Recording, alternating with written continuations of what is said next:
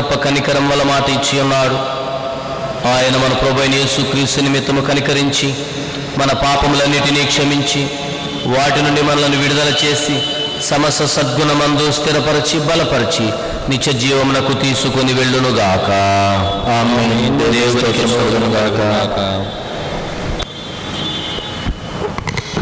సమాధానం కొరకైన సంగ్రహ ప్రార్థన ప్రార్థించుదుము. మా కుటుంబములన్నిటికీ ఆధారమైన దేవా, నీ నామమును బట్టి భూమి మీదను పరలోకమందును కుటుంబములుగా పిలువబడుచున్నాము.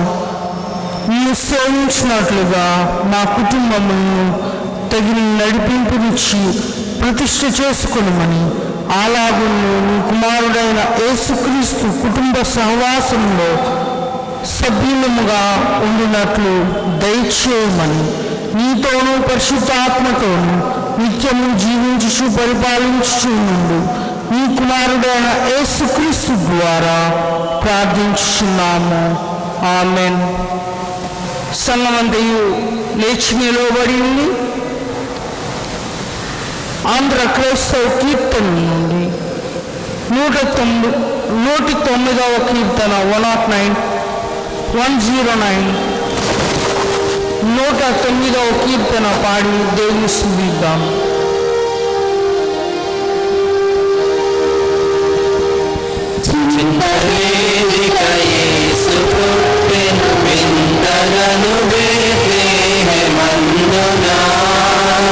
నిశ్చయముగా నీవు నీ చేతులకు ఆస్వాదితం అనుభవించదవు. నీవు ధన్యుడవు, నీకు మేలు కలుగును. నీలోగట నీ భార్య ఫలించు ద్రాక్షవల్లి వలె ఉండును. నీ భోజనపు బల్ల చుట్టూ నీ పిల్లలు ఒలివ మొక్కల వలె నుండురు. యెహోవా యందు భయభక్తులు గలవాడు ఇలాగ ఆశీర్వదింపబడును. సియోను నుండి యెహోవా నిన్ను ఆశీర్వదించును. నీ జీవిత కాలమంతా యెరూషలేమునకు క్షేమము కలుగుట చూచెదవు. నీ పిల్లలను నీవు చూచెదవు. ఇశ్రాయేలు మీద సమాధానముండును గాక. తండ్రి కుమార శుద్ధాత్మకును ప్రభు స్తుతి మహిమను కలుగుగాక. ఆదిని ఇప్పుడు ఎల్లప్పుడు అయినట్లు యుగములనౌనుగాక. తండ్రి కుమార శుద్ధాత్మకును ప్రభు స్తుతి మహిమను కలుగుగాక. దయచేసి కూర్చోనండి. ఈ దినమునకు ఏర్పాటు. యెహోషువ గ్రంథము 24వ అధ్యాయము 14వ వచనము నుండి 22వ వచనం వరకు ఇలాగూ రాయబడి ఉన్నది. కాబట్టి మీరు యెహోవా యందు భయభక్తులు గలవారై ఆయనను నిష్కపటముగాను సత్యముగాను సేవించుచు, మీ పితరులు నది అద్దరిని ఐగుప్తులోను సేవించిన దేవతలను తొలగదోసి యెహోవాను సేవించుట మీ దృష్టికి కీడని తోచిన యెడల మీరు ఎవరిని సేవించెదరో నది అద్దరిని మీ పితరులు సేవించిన దేవతలను సేవించెదరో. అమోరీయుల దేశమును మీరు నివసించుచున్నారే, వారి దేవతలను సేవించెదరో నేడు మీరు కోరుకొనిడి. మీరు ఎవరిని సేవింప కోరినను నేనును నా ఇంటి వారును యెహోవాను సేవించెదము అనెను. అందుకు ప్రజలు యెహోవాను విసర్జించి ఇతర దేవతలను సేవించిన ఎడల మేము శాపగ్రస్తులు మగుదుము కాక, ఐగుప్తు దేశమును దాసుల గృహము నుండి మనలను మన తండ్రులను రప్పించి మన కన్నుల ఎదుట ఆ గొప్ప సూచక్రియలను చేసి మనము నడిచిన మార్గములన్నిటిలోనూ మనము వెళ్ళిన ప్రజలందరి మధ్యను మనలను కాపాడిన యెహోవాయే మన దేవుడు. యెహోవా ఆ దేశంలో నివసించిన అమోరీయులు మొదలైన ప్రజలందరూ మన ఎదుట నిలవకుండా వారిని తోలివేసినవాడు. యెహోవానే సేవించడం, ఆయనే మా దేవుడని ప్రత్యుత్తరమిచ్చిరి. అందుకు యెహోషువ, యెహోవా పరిశుద్ధ దేవుడు, రోషము గల దేవుడు, ఆయన మీ అపరాధములను మీ పాపములను పరిహరింపని వాడు. మీరు ఆయనను సేవింపలేరు. మీరు యెహోవాను విసర్జించి అన్యదేవతలను సేవించిన యెడల ఆయన మీకు మేలు చేయువాడైనను మనసు తిప్పుకొని మీకు కీడు చేసి మిమ్ములను క్షీణింపజేయననగా ప్రజలు అట్లు కాదు, మేము యెహోవానే సేవించదమని యెహోషువతో చెప్పిరి. అప్పుడు యెహోషువ, మీరు యెహోవానే సేవించదమని ఆయనను కోరుకున్నందుకు మిమ్మును గూర్చి మీరే సాక్షులై ఉన్నారనగా వారు మేము సాక్షులమే అనిరి. ఇంతటితో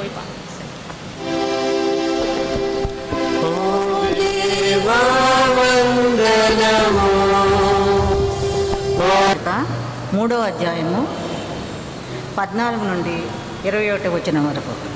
ఎఫెసీలకు రాసిన పత్రిక 3వ అధ్యాయము 14వ వచనం నుండి 21 వచనం వరకు.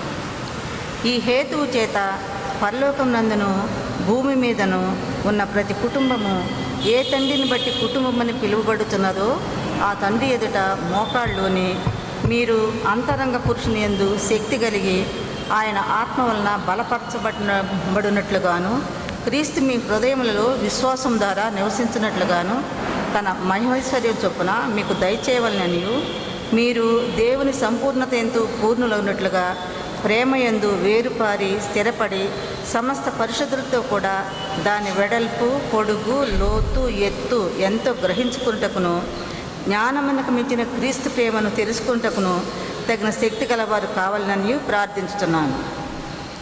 వినపట్టలేదా? మనలో కార్యసాధకమైన తన శక్తి చొప్పున మనము అడుగు వాటన్నిటికంటేను ఊహించు వాటన్నిటికంటేను అత్యధికముగా చేయ శక్తిగల దేవునికి క్రీస్తు యేసు మూలముగా సంఘములో తరతరములు సదాకాలము మహిమ కలుగునుగాక. ఆమేన్. దేవుడి పరిశుద్ధతను దీవించునుగాక. మార్కు సువార్త 3వ అధ్యాయము 31 నుండి 35 వరకు గల దేవుని వాక్యము చదువుకున్నాం.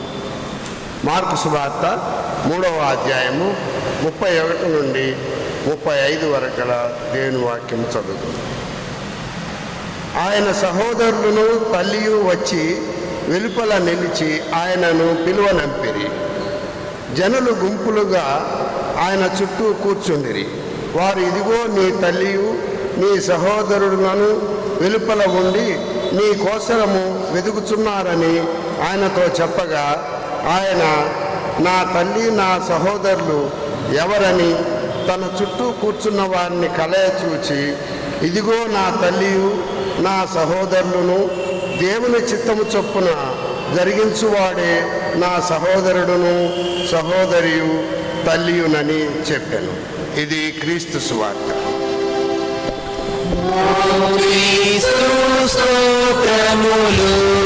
చేయటానికి మన మధ్యకు వచ్చినటువంటి జిన్నీ క్రిస్టఫర్ గారికి హృదయపూర్వక ఆహ్వానాన్ని తెలియచేయుచున్నాను.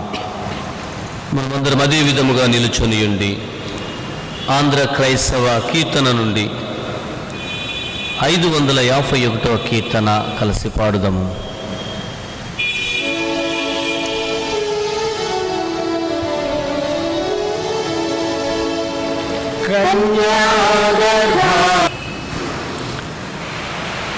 పరిశుద్ధాత్మదేవా, నీ సన్నిధి మా మధ్య ఉదయకాలం ఉన్నందులకై నీకు స్తోత్రం. నీ బిడ్డలైన మమ్మల్ని అందరినీ కూడా నీ సన్నిధిలోనికి నడిపించినందులకై నీకు స్తోత్రం. ఉదయకాలం నీ వాక్యం వినాలని కుటుంబాలుగా మేమంతా ఎదురు చూస్తూ ఉండగా మీరే మాతో మాట్లాడమని ప్రార్థిస్తున్నాం. ఒక మనిషిని మాటలు మరొక మనిషిని మార్చలేవని మాకు తెలుసు ప్రభువా. మీరు మాట్లాడితే మా జీవితాలు మార్పు చెందుతాయని గుర్తిస్తూ మీరే మాట్లాడమని కోరుకుంటూ మమ్మల్ని మీ కృపాహస్తాలకు అప్పగించుకుంటూ ఈ సమయాన్ని మా అందరికీ దీవెనకరంగా మార్చమని యేసు నామమున ప్రార్థించి వేడుకుంటున్నాం తండ్రి. Amen. Please be seated.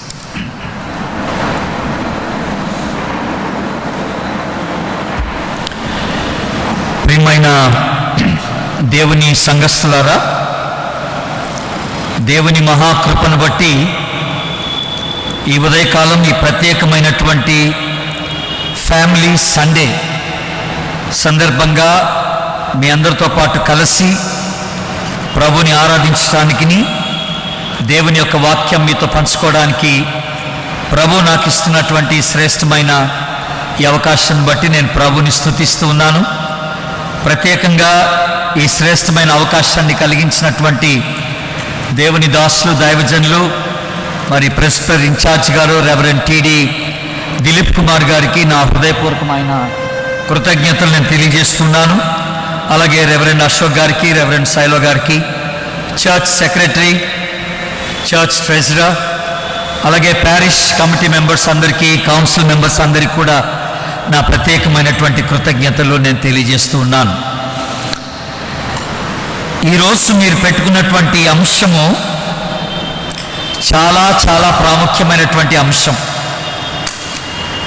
Family Sunday అని అంటున్నాం. మనం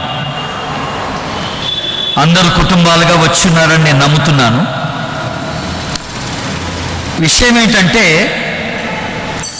ఈరోజు మనం ప్రపంచమంతా జాగ్రత్తగా గమనిస్తే చాలా కుటుంబాల్లో క్రైస్తవ విలువలు లేకున్నట్టుగా మనకు కనపడతా ఉంది. దేవుని బిడ్డలారా, క్రైస్తవ విలువలు లేవు. ఇంకా విచారకరమైన పరిస్థితి ఏంటంటే, నేను బెంగళూరులో ఉంటాను కనుక అక్కడున్న కొన్ని పరిస్థితులు మీకు చెప్పాలి. క్రమక్రమేణా ఈ కుటుంబ వ్యవస్థలో ఎలాంటి పరిస్థితి వస్తుందంటే, లివింగ్ టుగెదర్ అనే కాన్సెప్ట్ వచ్చింది. ఇప్పుడు లివింగ్ టుగెదర్ అంటే అర్థం ఏంటంటే, పెళ్లి చేసుకోవద్దు, కలిసి ఉన్నాం అంటున్నారు. అదొక వింతైన కాన్సెప్ట్ అన్నమాట. వెరీ డేంజరస్ కాన్సెప్ట్ అది బెంగళూరులో నేను బాగా చూస్తున్నాను. ఇద్దరు ఆడ మగ ఒకే ఇంట్లో ఉంటారు, వాళ్ళిద్దరికి ఏ సంబంధం లేదు, భార్యాభర్తలు కాదు, కలిసి జీవిస్తారు. That's very dangerous. ఇంకొక విషయం ఏంటంటే, ఈ కలిసి జీవించడం ఏంటంటే, they do not want to make a life time commitment for marriage. వివాహ విషయంలో జీవితకాలం అంతా కలిసి ఉండడం, దాని కొరకైనటువంటి ఒక సమర్పణ చేసుకోవడానికి ఇష్టపడినటువంటి వ్యక్తులు అనమాట. They are not ready for that. నాకు ఎప్పుడు వీలైతే అప్పుడు వెళ్ళిపోవాలి, నాకు ఎప్పుడు వీలైతే అప్పుడు నేను వదిలేయాలి. కనుక ఈ దినాల్లో ఎన్నడూ లేనంతగా డైవర్స్ రేట్స్ మనకు పెరుగుతూ ఉన్నాయి. సపరేషన్స్ మనం చూస్తూ ఉన్నాం. వేరైపోవడం, భార్యాభర్తలు కలిసి ఉండటానికి ఇష్టపడలేనటువంటి ఒక స్థితిని ఈ రోజుల్లో కుటుంబాల్లో మనం చూస్తున్నాం. ఇది ఇలాగుండగా కొన్ని కుటుంబాలు ఎలాగున్నాయంటే, మనం పెళ్లి చేసుకున్నాం కానీ పిల్లలు వద్దంటున్నారు. No children. ఎందుకంటే ఆ బాధ్యత మనం భరించలేమని, ఆ బాధ్యత నిర్వర్తించలేమని ఒక ఫీలింగ్ అన్నమాట. లైఫ్ ఎంజాయ్ చేద్దాం, ఇద్దరం పెళ్లి చేసుకుందాం, పిల్లల్ని కనొద్దు అన్నటువంటి ఒక కాన్సెప్ట్తో కూడా కొన్ని కుటుంబాలు సాగుతున్నట్టుగా మనం గమనిస్తూ ఉన్నాం ఈ దినాల్లో. ఇది ఇలా ఉండగా ఇంకా విచారకరమైన పరిస్థితి ఏంటంటే, గే మ్యారేజెస్ అంటున్నాం. పురుషులు పురుషుల్ని పెళ్లి చేసుకోవడం, స్త్రీలు స్త్రీలను పెళ్లి చేసుకోవడం, lesbian marriages, gay marriages and lesbian marriages ఇవి లీగలైజ్ అయిపోతున్నాయి. అనేక దేశాల్లో, ఈవెన్ భారతదేశంలో కూడాను ఈ కాన్సెప్ట్ కూడా లీగలైజ్ అవుతున్నట్టుగా మనం గమనిస్తున్నాం. విచారకరంగా దేవుని బిడ్డలారా, ఇది దేవుడు ఏర్పాటు చేసినటువంటి నియమం కాదు. పురుషుడు పురుషుడిని వివాహం చేసుకోవడం, స్త్రీ స్త్రీని వివాహం చేసుకోవడం, ఇది దేవుడు ఏర్పాటు చేసినటువంటి నియమం కానేరదు. కారణం ఏంటి? ఏదేని తోటలో మనకు చెప్పినట్టుగా దేవుడు ఎలా చేశాడంట, వారిని స్త్రీనిగాను పురుషునిగాను చేశాను అని ఉంటుంది. స్త్రీనిగాను పురుషునిగాను చేసి వారిద్దరిని ఏకం చేశాడు దేవుడు. అలాగా, అంతేగాని అక్కడ ఇద్దరు ఆదాములను చేయలే, ఇద్దరు అవల్ని చేసి ఏదైనా తోటలో పెట్టలేదు దేవుడు. So this is a very wrong concept అన్నమాట. ఈ పద్ధతి, ఈ నియమం, ఇది సాతాను నియమించినటువంటి నియమంగా మనం గుర్తించవలసిన వారమై ఉంటున్నాం. దేవుడు కుటుంబానికి చాలా ప్రాముఖ్యత ఇచ్చాడు. అది ఎలా తెలుసు అంటే, సంఘాన్ని స్థాపించడానికంటే ముందుగా దేవుడు ఒక కుటుంబాన్ని స్థాపించాడు. దేవునికి స్తోత్రం. ఆ తర్వాత సంఘం వచ్చింది. ఆ అన్ని కుటుంబాల యొక్క కలయిక సంఘం ఏర్పడిందనమాట. కనుక దేవుడు కుటుంబానికి ప్రథమంగా ప్రాముఖ్యత ఇచ్చినట్టుగా ఈ కుటుంబం పట్ల దేవునికి ఒక ఉద్దేశం ఉన్నట్టుగా మనం గమనిస్తూ ఉన్నాం దేవుని బిడ్డలారా. అందుకనే ఇందాక ఎఫ్ఎస్సి పత్రికలో చక్కని మాట మనం చూసాం. పరలోకమందు కానీ భూమి మీద కానీ ప్రతి కుటుంబము ఏ తండ్రిని బట్టి కుటుంబం అని పిలువబడుచున్నదో అని అన్నాడు. అంటే ఇక్కడ బిగినింగ్లో మనం అర్థం చేసుకోవాల్సింది ఏంటంటే ఈ భూమి మీద ఉన్నటువంటి కుటుంబాలన్నిటికీ యేసు ప్రభువే తండ్రి కావాలని ఆయన ఆశ. ఆమెనండి, ఆమెన్. యేసు ప్రభువే తండ్రి కావాలి. ప్రతి కుటుంబం ఆయనకి కుమారులుగా కుమార్తెలుగా ఉండాలని దేవుని యొక్క ఆశ అన్న మాట మనకి ఇక్కడ ఎఫ్ఎస్సి పత్రికలో జ్ఞాపకం చేయబడుతున్నటువంటి మాట దేవుని బిడ్డలారా. కనుక ప్రతి కుటుంబం దేవునితో ఓ చక్కని సంబంధం కలిగి సాగవలసినటువంటిది అయి ఉన్నదని మనకి జ్ఞాపకం చేయబడుతూ ఉన్నది దేవుని బిడ్డలారా. ఇంకొక విషయం నా ఇంట్రడక్షన్లో మరొక విషయం చెప్తాను. దేవుడు కొంతమందికి చాలామంది పిల్లల్ని ఇస్తాడు, కొంతమందికి అసలు పిల్లల్ని ఇవ్వడు. అది దేవుని ఏర్పాటే, కంగారు పడాల్సింది ఏం లేదు అక్కడ. మరి కొంతమందికి అంగవైకల్యం కలిగిన పిల్లల్ని కూడా ఇస్తాడు, హ్యాండిక్యాప్ చిల్డ్రన్ అన్నమాట. వాళ్ళు పుట్టుకలోనే తల్లి గర్భంలో ఉన్నప్పుడే వారికి కొంత ప్రాబ్లం ఏర్పడుతుంది, వారు అలాగ పుడతారు. నేను సిఎంసి వెల్లూరులో చదువుకున్నాను. నేను హ్యాండిక్యాప్స్ పిల్లల మధ్య ఒక 12 సంవత్సరాలు పనిచేశాను ఖమ్మం మిషన్ హాస్పిటల్లో. నేను నా స్పెషలైజేషన్ ఏంటంటే సెరెబ్రల్ పాలసీ అంటారు. అంటే తల్లి గర్భంలో ఉన్నప్పుడే పిల్లలకి మెదడు దెబ్బతిని వాళ్ళు ఫిజికల్లీ హ్యాండిక్యాప్స్గా, మెంటల్లీ రిటార్డెడ్ పర్సన్స్గా జన్మిస్తారు పిల్లలు. వాళ్ళ ఎదుగుదల వెనకబడిపోద్ది అన్నమాట. అలాంటి పిల్లలకి ట్రీట్మెంట్ ఇవ్వడానికి నేను ఒక ప్రత్యేకమైన కోర్స్ కూడా తీసుకున్నాను. నేను అలాంటి పిల్లల్ని చాలామందిని ట్రీట్ చేస్తున్నప్పుడు సడన్గా ఒక రోజు నాకు ఒక ఆలోచన వచ్చింది. అప్పటికి ఇంకా మాకు పిల్లలు పుట్టలేదు, పెళ్ళైంది. కానీ దేవుడు నాకు ఒక ఆలోచన ఇచ్చాడు. ఏంటంటే, నేను నీకు ఒక అంగవైకల్యం కలిగిన కుమారుడిని ఇస్తే నువ్వు పెంచుతావా అన్నాడు. దేవుడు నన్ను ప్రశ్నిస్తాడు. నాకు చాలా భయం వేసిపోయింది. నువ్వు బాగా చూసుకుంటున్నావు, అంగవైకల్యం కలిగిన పిల్లల్ని ట్రీట్మెంట్ బాగా ఇస్తున్నావు, నీకు అలాంటి ఒక పిల్లోడిని ఇస్తే నువ్వు చూసుకుంటావా అని దేవుడు ప్రశ్నించాడు. కాసేపు ఏం మాట్లాడాలో అర్థం కాలేదు. ఆ తర్వాత సరే అన్నాను. అని నా భార్య దగ్గరికి వెళ్ళి, దేవుడు మనకి హ్యాండిక్యాప్డ్ చైల్డ్ ఇస్తే నువ్వు ఇష్టపడతావా అని అడిగాను. నా భార్యని అడిగాను. ఆమె కష్టమని చెప్పిందాన్ని. కానీ దేవుని మహాకృపలో దేవుడు ఆరోగ్యం కలిగిన 2 కుమార్తెలు ఇచ్చాడు. దేవునికి స్తోత్రం. హ్యాండిక్యాప్డ్ అయితే ఇవ్వలేదులేండి, ఇచ్చినా తొందర ఏం లేదు. అది దేవుని ఏర్పాటు అని మనం అనుకోవాలి. కుటుంబాలు దేవుని యొక్క బహుమానం. ఇది దేవుడు ఏర్పాటు చేసినటువంటి ఒక నియమం కుటుంబం అనేది. ఈ ఉదయకాలం నేనేం మాట్లాడాలనుకున్నానంటే, మన కుటుంబాలు బలమైన కుటుంబాలుగా, దేవునికి ఇష్టమైన కుటుంబాలుగా ఉండాలంటే మనం ఏం చేయాలి? ఈ టాపిక్కి నేను ఈ ఉదయకాలం మాట్లాడాలని ఇష్టపడుతున్నాను. జాగ్రత్తగా అందరూ వినాలని నేను కోరుకుంటున్నాను. కంగారు పడబాకండి. నేను 15 పాయింట్లు సిద్ధపడ్డాను, కానీ 15 పాయింట్లు చెప్పను. అందుకనే కంగారు పడబాకండి అన్నాను. షార్ట్గా నేను సిద్ధపడిన దాంట్లో ఒక 6 విషయాలు మీకు చెప్తాను. క్లుప్తంగానే 6 విషయాలు మీ ముందు పెడతాను. మన కుటుంబాలు బలమైన కుటుంబాలుగా, దేవునికి ఇష్టమైన కుటుంబాలుగా ఉండాలంటే ఏం చేయాలి? ఫస్ట్ పాయింట్ ఏంటంటే, పేరెంట్స్ షుడ్ బి గాడ్లీ. తల్లిదండ్రులు ఇద్దరూ దైవభక్తి కలిగిన వారై ఉండాలి. That's the beginning of a Christian family. క్రైస్తవ కుటుంబానికి ప్రారంభం ఏంటంటే భార్య భర్తలు ఇద్దరు కూడాను ప్రభువుని ఎరిగిన వారుగా, దైవభక్తి కలిగినటువంటి వారుగా ఉండాలని దేవుడు ఆశిస్తున్నాడు.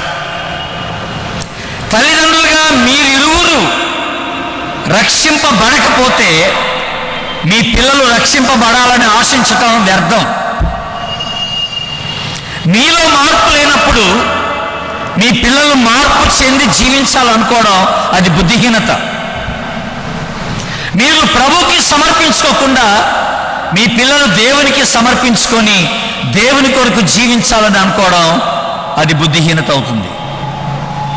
కనుక దేవుడు ప్రథమంగా చెప్పేది ఏంటంటే, మనందరం తల్లిదండ్రులుగా, భార్యాభర్తలంగా మొట్టమొదటిగా మన జీవితాల్ని ప్రభుకి మనం అర్పించవలసినటువంటి వారమై ఉంటున్నాం. మారు మనసు అనుభవం కావాలి, రక్షణ అనుభవం కావాలి, పాపాలు ఒప్పేసుకోవాలి, యేసు ప్రభుని రక్షకునిగా, ప్రభునిగా అంగీకరించినటువంటి ఒక అనుభవంలోనికి రావాలి. నేను సిఎస్ఐ వాడనే, డోర్నకల్ డయాసిస్కి చెందినోడిని. నేను పుట్టి పెరిగింది సిఎస్ఐలోనే.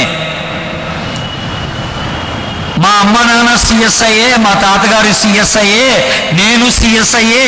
కనుక డెఫినెట్గా నేను పరలోకానికి పోతానంటే పచ్చి అబద్ధం. నేను పోను. మన బ్యాక్గ్రౌండ్ ఎంత పెద్దదైనా మన బ్యాక్గ్రౌండ్ని బట్టి మనం పరలోకానికి వెళ్ళాం.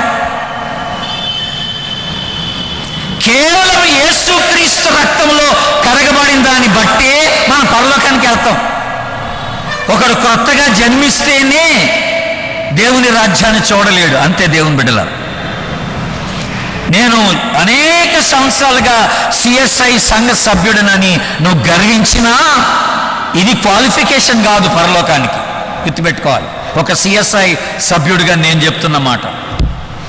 నాకు 15 సంవత్సరాల వయసు ఉన్నప్పుడు యేసు ప్రభుని రక్షకునిగా అంగీకరించాను నేను. అప్పటి వరకు సిఎస్ఐలోనే ఉన్నాను, కానీ నాకు రక్షణ అనుభవం లేదు. యేసు ప్రభుతో ఒక సన్నిహితమైన సంబంధం ఏర్పడింది ఒక దశలో. ఆయన ఎవరో తెలుసుకున్నాను. ఆయన సేవలో నా కోసం చేసింది ఏంటో తెలుసుకొని నా జీవితాన్ని ప్రభుకి ఇవ్వడం ద్వారా అప్పుడు నేను రక్షణలోకి రావడం జరిగింది. దేవుని బిడ్డ, ఒక చక్కని సామెత ఉంది. ఆ సామెత ఏంటంటే, in a broken nest there will be broken eggs అన్నాడు ఒక ఆయన. చెదిరిపోయినా చితికిపోయినా గూడులోనంట పగిలిన గుడ్లు ఉండక తప్పవట. పగిలిన గుడ్లు డెఫినెట్గా ఉంటాయట. గూడు చెదిరితే గుడ్లు కూడా పగిలి ఉంటాయన్నాడు. అంటే తల్లిదండ్రులు ఇద్దరు సరిగా లేకపోతే పిల్లలు కూడా సరిగా ఉండరు అన్నమాట. తల్లిదండ్రులు ఇద్దరు ప్రభుని ఎరిగిన వారైతే, దైవభక్తి కలిగిన వారైతే డెఫినెట్గా పిల్లలు కూడా దైవభక్తి కలిగిన వారిగా ఎదగడానికి అవకాశం ఉందని ప్రభు జ్ఞాపకం చేస్తున్నాడు. ద వెరీ ఫస్ట్ పాయింట్ ఏంటంటే, పేరెంట్స్ షుడ్ బి గాడ్లీ. తల్లిదండ్రులు ఇరువురు దైవభక్తి కలిగిన వారై ఉండాలని ప్రభు కోరుతున్నాడు. ఇది మొదటి పాయింట్. నా రెండవ పాయింట్ ఏంటంటే,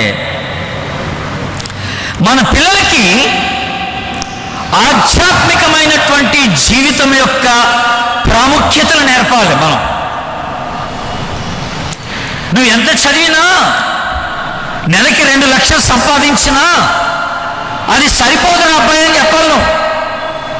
నీవు యేసు లేకపోతే నీ జీవితం వ్యర్థం. దేవునితో నీకు సంబంధం లేకపోతే నీ జీవితం వ్యర్థమని మన పిల్లలకి మనం చెప్పగలగాలి. మన పిల్లలు ఎంతమంది పిల్లలు ఉంటే అంతమంది ప్రభులో ఉండేటట్టుగా మనం చూడాలి. ఆధ్యాత్మికమైనటువంటి జీవితం యొక్క ప్రాముఖ్యత మన పిల్లలకి నేర్పాలి.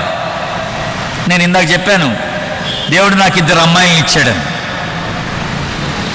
వాళ్ళు చిన్న వయసు నుండి ఎదుగుతూ ఉన్నప్పుడు ఇప్పుడు పెద్దోళ్ళు అయ్యారు, ఇంకా పెళ్ళిళ్ళు కాలేదులేండి. వాళ్ళు ఎదుగుతున్న టైంలో కొన్ని సంవత్సరాలు నా 2 కుమార్తెల గురించి నేను ఒక ప్రార్థన చేశాను. ఆ ప్రార్థన ఏంటో తెలుసండి? దేవా, నా 2 కుమార్తెలు రక్షింపబడక ముందు నన్ను సమాధిలోనికి తీసుకుని వెళ్ళొద్దని ప్రార్థన చేశాను. నా 2 కుమారులు రక్షింపబడక ముందు నన్ను సమాధిలోనికి తీసుకొని వెళ్ళొద్దు ప్రభు అని ప్రార్థన చేశాను. అంటే దాని అర్థం ఏంటంటే వాళ్ళ రక్షణ చూడాలని కోరుకుంటున్నాను అన్న. బ్రతుకున్నప్పుడే వారు ఇరువురు ప్రభువుని అంగీకరించిన వారుగా, రక్షింపబడిన వారుగా, మారు మనసు పొందిన వారుగా నేను చూడాలని ఇష్టపడుతున్నాను ప్రభు అని దేవుని సన్నిధిలో చాలా సంవత్సరాలు ప్రార్థన చేశాను. నేను దేవుని మహాకృపలో 2005వ సంవత్సరంలో మేము బెంగళూరుకి షిఫ్ట్ అయిపోయాం. ఇప్పుడు బెంగళూరులో ఉంటున్నాం అందరం. బెంగళూరుకి షిఫ్ట్ అయిన ఆ మొదటి సంవత్సరంలోనే 6 నెలల గ్యాప్లో మా 2 కుమార్తెలు నా మెసేజ్ వినే మారు మనసు పొందారు. దేవునికి స్తోత్రం, హల్లెలూయా. వాళ్ళిద్దరూ రక్షింపడ్డారు 6 నెలల గ్యాప్లో. వాళ్ళిద్దరూ రక్షణ పొందంగానే అప్పుడు నేను అనుకున్నాను ఇక నేను చనిపోతాను అనుకున్నాను. ఎందుకంటే నేను చేసిన ప్రార్థన కూడా అదే కనుక. కానీ దేవుడు ఎందుకో ఇంకా నన్ను బ్రతికించి పెట్టాడేవాడు. అది దేవుని కృప. డెఫినెట్గా మన పిల్లలకి రక్షణ గురించి చెప్పాలి. ద బెస్ట్ ప్లాట్ఫామ్ మన పిల్లలకి దేవుని వాక్యాన్ని వినిపించగలిగేటువంటి ఒక బెస్ట్ ప్లాట్ఫామ్ ఏంటో తెలుసా మీకు? కుటుంబ ప్రార్థన. ఇప్పుడు అడగాల్సిన ప్రశ్న ఏంటంటే, మీ ఇంట్లో కుటుంబ ప్రార్థన ఉందా అని అడుగుతున్నాను. ఎవరికాళ్ళు ప్రార్థన చేసుకోవడం కాదు నేను అడిగేది. భార్య, భర్త, పిల్లలు అందరూ కలిసి ప్రార్థన చేసుకోగలుగుతున్నారని అడుగుతున్నాను. ప్రతిరోజు కుటుంబ ప్రార్థన చాలా అవసరం. కుటుంబ ప్రార్థనలో పిల్లలకి మనం చాలా బోధించవచ్చు. దేవుని బిడ్డలారా, ఎక్కడో వారానికి ఒకసారి సండే స్కూల్కి వెళ్ళిపోయి పిల్లలు బాగా అయిపోతారని అనుకోబాక. ప్రతిరోజు నీ దగ్గరే ఉంటారు వాళ్ళు. నీ మీద ఎక్కువ బాధ్యత ఉంది. తల్లిదండ్రులుగా మీ మీద ఎక్కువ బాధ్యత ఉందని దేవుడు జ్ఞాపకం చేస్తున్నాడు. ఓ చక్కని మాట ఆదికాండం తీయండి దయచేసి. ఆదికాండం 18వ అధ్యాయం తీయండి.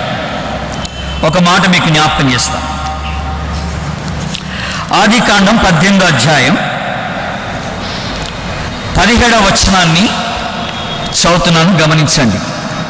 ఆదికాండం 18వ అధ్యాయం, the book of Genesis chapter 18 and verse 17. 17వ వచనం. అప్పుడు యెహోవా, నేను చేయబో కార్యము అబ్రహామునకు దాచెదనా అన్నాను. చాలండి, ఇటు చూడండి. ఇప్పుడు ఏమన్నాడు దేవుడు? నేను చేయబో కార్యమును అబ్రహామునకు దాచెదనా అని అన్నాడు. దీన్ని ఇంగ్లీష్లో ఏమంటారంటే రెటారికల్ క్వశ్చన్ అంటారు. దీన్ని రెటారికల్ క్వశ్చన్ అంటే ఈ ప్రశ్నలోనే సమాధానం ఉందన్నమాట. దాచెదనా అంటే దాచలేను కదా అని అర్థం అన్నమాట. దాంట్లోనే సమాధానం ఉంటుంది. నేను చేయబో కార్యమును నేను అబ్రహామునికి దాచలేను కదా అని అర్థం. ఇంతకీ మరి దేవుడు ఎందుకు ఇలాగ అంటున్నాడు? దేవుడు ఒక పని చేయాలనుకున్నప్పుడు ఆయన ఇష్టం చేసేయచ్చు కదా. అబ్రహాముకి చెప్పాల్సిన అవసరతే ఉంది అక్కడ. కానీ ఇక్కడ ఆశ్చర్యకరమైన ఒక మాట ఏంటంటే, అబ్రహాం విషయంలో దేవుడు నమ్మింది ఏంటో తెలుసా అండి? ఒక చక్కని విషయాన్ని దేవుడు నమ్మాడు. అదేంటనంటే, ఇప్పుడు మీరు 19వ వచనం, అదే అధ్యాయం 19వ వచనం గమనించండి. ఎట్లనగా యెహోవా అబ్రహామును గూర్చి చెప్పినది అతనికి కలుగ చేయునట్లు తన తరువాత తన పిల్లలను తన ఇంటి వారును నీతి న్యాయములు జరిగించుచు యెహోవా మార్గమును గైకొనుటకు అతడు వారికి ఆజ్ఞాపించినట్లు నేను అతన్ని ఎరిగి ఉన్నాను. దేవునికి స్తోత్రం చెప్పండి, హల్లెలూయా. ఎంత మంచి మాట అండి. దేవుడు ఏమన్నంటే, నేను ఒక విషయంలో అబ్రహాముని బాగా ఎరుగుతున్నాను. అదేంటంటే, నేను ఏదైనా అబ్రహాముకి చెప్తే డెఫినెట్గా అబ్రహాము తన పిల్లలకి తన సంతానం అంతటికి తెలియచేస్తాడని దేవుడు అబ్రహాం విషయంలో నమ్మాడంట. What a wonderful testimony that is. నీకు తెలిసిందంతా నీ పిల్లలకి చెప్తున్నావా అని అడుగుతున్నాను. దానికంటే ఇంకో ప్రశ్న, అసలు నీకు తెలుసా అని అడుగుతున్నా. ఇంకో ప్రశ్న మనం అడగాల్సిన ప్రశ్న, నీకు తెలుసా ప్రభు నీకు తెలుసా అని అడుగుతున్నా. వ్యక్తిగతంగా మీరు ప్రభువుని ఎరిగి ఉంటే మీ పిల్లలు కూడా ప్రభువుని ఎరిగేవారుగా మీరు చేస్తారు. వాళ్ళకి చెప్తారు, మీరు డెఫినెట్గా చెప్తారు. కనుక ఆధ్యాత్మికమైనటువంటి విలువలు మన పిల్లలకి నేర్పాలి. దేవుణ్ణి కలిగి ఉండడం ప్రాముఖ్యం అనేది మన పిల్లలకి తెలియాలి. That's very important. ఇంకొక ఎగ్జాంపుల్ చెప్పి, టైం లేదు కనుక నేను థర్డ్ పాయింట్లోకి వెళ్ళిపోతాను. మీరు ఆది కాండంలో ఉన్నారు కనుక 35వ అధ్యాయం తీయండి. ఆది కాండం 35వ అధ్యాయం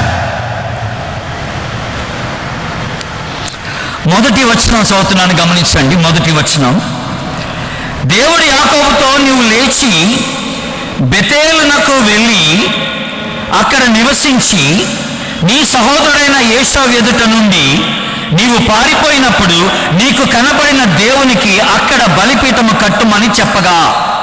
ఒక క్షణం అక్కడ ఆగండి. మీ అందరికీ తెలుసు కదా, యాకోబుకి ఒక మంచి దర్శనం దేవుడిచ్చాడు. 2 అనుభవాలు, బెతేలు అనుభవం, పెనీయేలు అనుభవం. అక్కడ దేవుడు యాకోబుని సంధించి తన పేరునే మార్చిపడేస్తాడు, ఇశ్రాయేలుగా మార్చాడు. దేవునికి అద్భుతమైనటువంటి ఒక అనుభవం కలిగిన వాడు యాకోబు. ఇప్పుడు ఆ అనుభవాన్ని గురించి మాట్లాడుతూ ఇక్కడ దేవుడు ఏమన్నంటే, మళ్ళీ నువ్వు బేతేలునకి వెళ్ళి అక్కడ నువ్వు బలిపీఠం కట్టి నువ్వు ప్రార్థన చేయమని చెప్తే, ఇప్పుడు యాకోబు ఏం చేయాలా? ఇమీడియట్గా తన కుటుంబాన్ని తీసుకొని బేతేలుకి వెళ్ళిపోవాలి కదండి. That's what it is. That should be the one, right? కానీ ఇప్పుడు ఇక్కడ యాకోబు ఏం చేశాడో చూడండి. ఇప్పుడు ఈ మాట అనగానే ఇప్పుడు యాకోబు ఏం చేశాడో చూడండి. యాకోబు తన ఇంటి వారితోనూ తన యొద్దనున్న వారితోనూ మీ యొద్దనున్న అన్య దేవతలను పారవేసి మిమ్మల్ని మీరు శుచిపరచుకొని మీ వస్త్రములను మార్చుకొనుడి, మనం బేతేలునకు వెళ్ళుదాము. హలో, వింటున్నారా? ఇప్పుడు యాకోబు ఏమన్నాడు పిల్లలతో అంటే, మీరు అన్య దేవతలు వదిలిపెట్టారు అంటాడు. అసలు ఈ అన్య దేవతలు ఎక్కడి నుంచి వచ్చారు? ఇప్పుడు ఈ అన్య దేవతలు ఎక్కడి నుంచి వచ్చారంటే, జాగ్రత్తగా వినండి.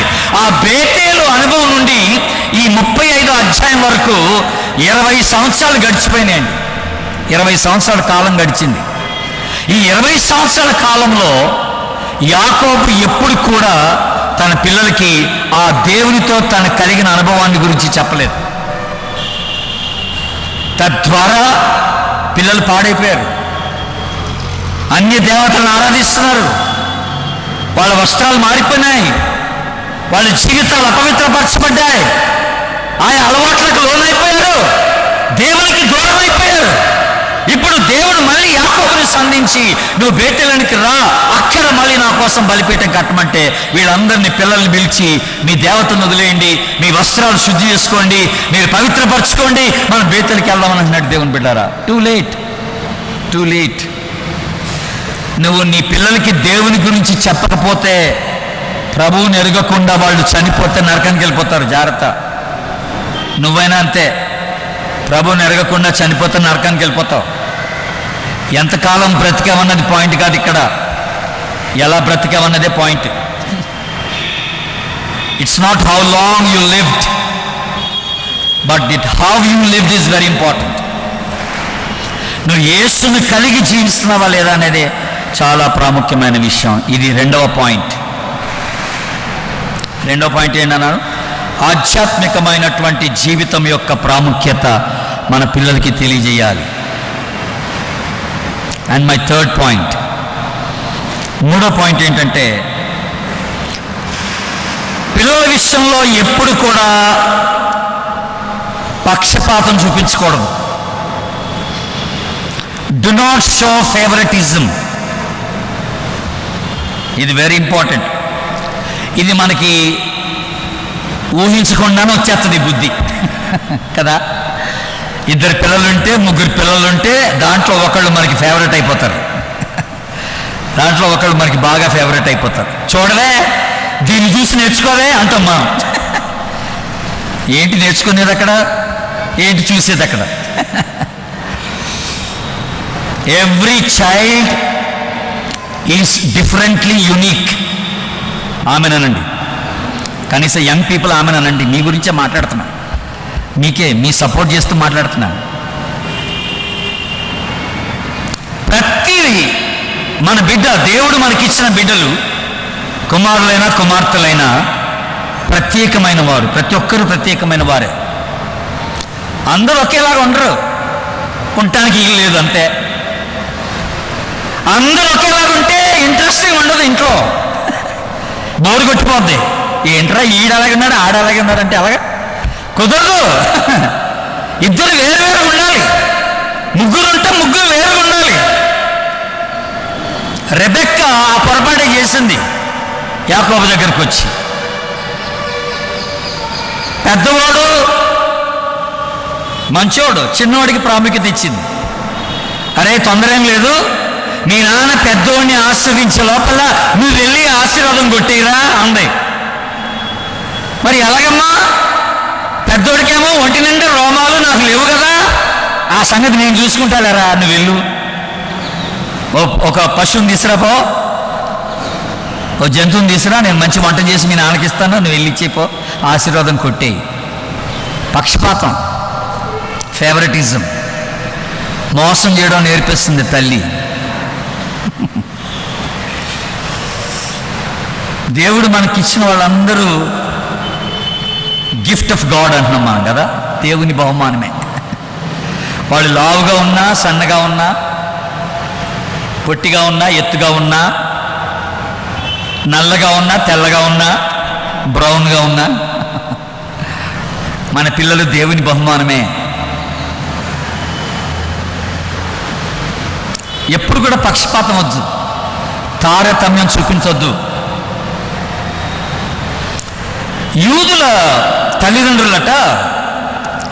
తల్లిదండ్రులు వాళ్ళ పిల్లలకి ఏమో నేర్పిస్తారంటే 3 విషయాలు నేర్పిస్తారట. మొదటిది ఏంటంటే, నువ్వు ఎలాగో ఉన్నావో అలాగా నిన్ను నువ్వు అంగీకరించుకోవాలంటారట. యాక్సెప్టింగ్ సెల్ఫ్ అనే మాట. నేను మా అక్కలాగలేను, నేను మా అన్నలాగలేను అంటానికి లేదు ఇక్కడ. దేవుడు నిన్నుగానే ప్రత్యేకంగా సృష్టించాడు కనుక దేవుని దృష్టిలో నువ్వు చాలా విలువైన, ప్రాముఖ్యమైన వ్యక్తివని గుర్తించాలి. You should accept yourself. Accepting self is very important. రెండోది వాళ్ళు ఏం నేర్పిస్తారంట, accepting the family that you are in. నువ్వు ఏ కుటుంబంలో ఉన్నావో ఆ కుటుంబాన్ని నువ్వు అంగీకరించాలి. కొన్నిసార్లు కొంతమంది పిల్లలు ఏమంటారంటే, నేను పోయి ఈ కుటుంబంలో పుట్టానేంట్రా అనుకుంటారు. దట్స్ వెరీ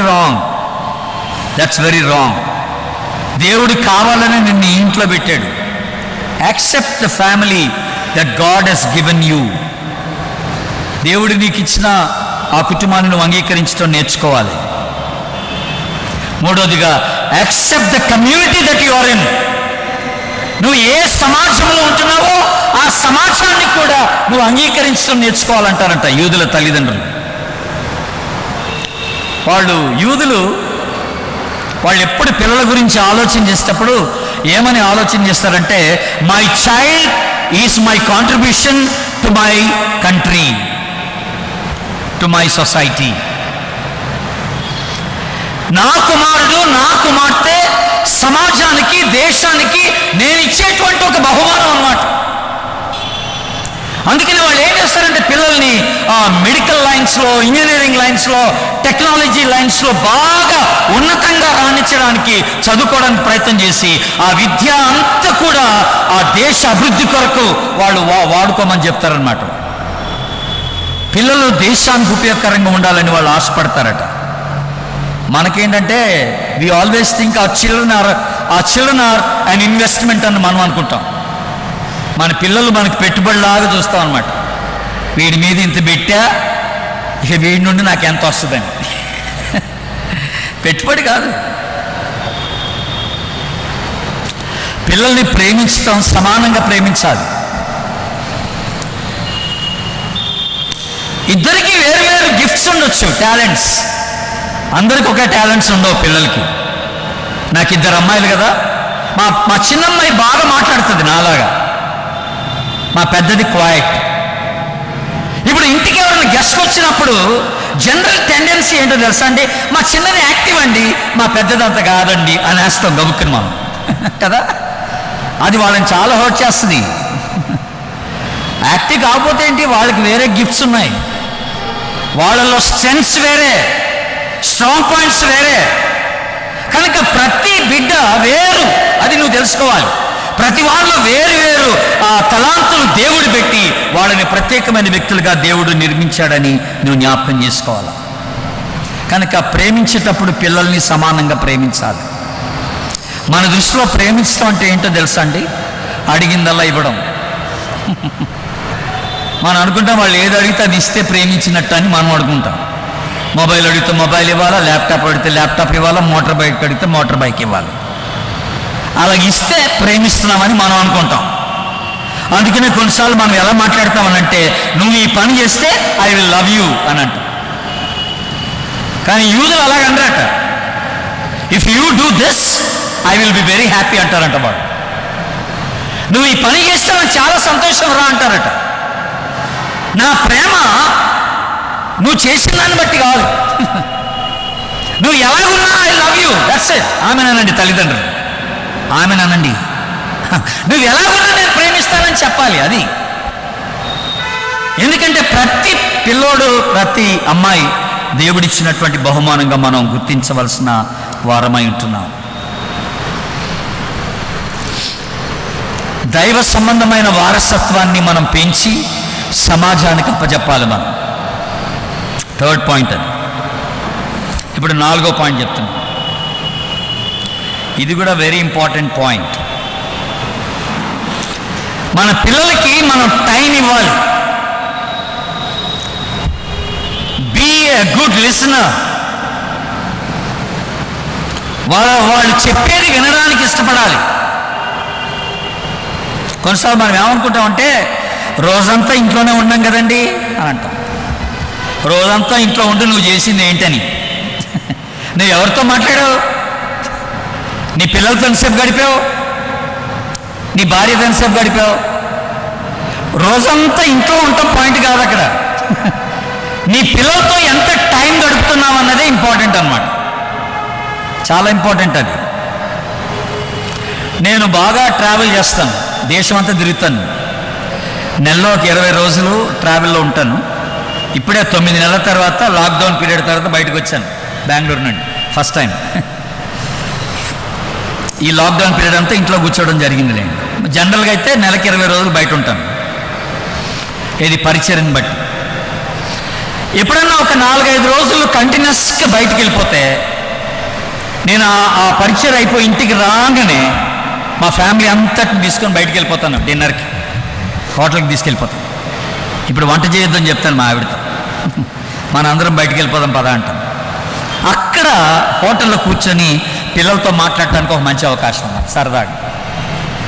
వాళ్ళు ఏది పడితే అది చెప్తారు. అప్పుడు వాళ్ళ కాలేజీ విషయాలు, వాళ్ళ యొక్క పని విషయాలు అన్నీ చెప్తూ ఉంటారు అన్నమాట. ఇక అక్కడ మళ్ళీ నువ్వు బైబిల్ మాట్లాడు బాగా అక్కడ, అర్థమైందా? అక్కడ చర్చి విషయాలు మాట్లాడొద్దు, అక్కడ ఫ్రీగా ఉండి మాట్లాడాలి. నాకు పెద్ద షాక్ ఇచ్చింది ఒకరోజు మా పెద్దమ్మాయి. నేను ఇలాగ బిజీగా పరిచయలో తిరుగుతుంటే ఒకరోజు నేను మా ఆవిడతో కూర్చొని మాట్లాడుతూ ఉంటే సోఫాలో సడన్గా మా పెద్దమ్మాయి నా దగ్గరకు వచ్చి ఒక చిన్న పేపర్ నా చేతిలో పెట్టింది, లెటర్, నా కోసం లెటర్ రాసింది.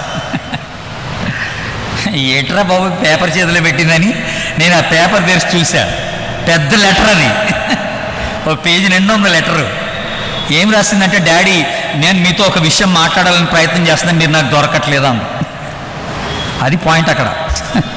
మీరు నాకు దొరకట్లేదు, మీరు నాకు టైం ఇవ్వడం లేదు, మీతో ఒక విషయం మాట్లాడాలంది అని పేపర్ మీద రాసి నా చేతికి ఇచ్చింది. నేను మళ్ళీ నోటితో చెప్తే మర్చిపోతానేమని షాక్ అయిపోయాను నేను.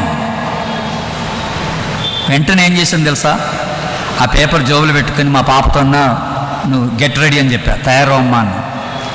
ఆమెను తీసుకొని పిజ్జా షాప్కి వెళ్ళిపోయా. ఆమెను తీసుకొని పిజ్జా షాప్కి వెళ్ళి ఇద్దరం ఎదురు బదులు కూర్చొని సారీ చెప్పా. మొట్టమొదటిగా, అమ్ముడు నన్ను క్షమించమన్నా, నీకు టైం ఇవ్వనందుకు నన్ను క్షమించమని అడిగాను. ఇప్పుడు చెప్పు నీ సమస్య ఏంటో అన్న. ఏముండదు, పెద్ద సమస్య ఏముండదు, చిన్న విషయమే, కానీ డాడీ కావాలి, డాడీతో మాట్లాడాలి.